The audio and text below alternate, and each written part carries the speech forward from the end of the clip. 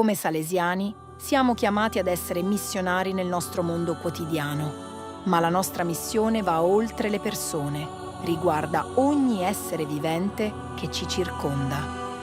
Papa Francesco ci ha ricordato che il nostro rapporto con tutto il creato è sacro. Quando rispettiamo gli anziani, onoriamo la saggezza della vita. Quando proteggiamo l'ambiente, salvaguardiamo le generazioni future.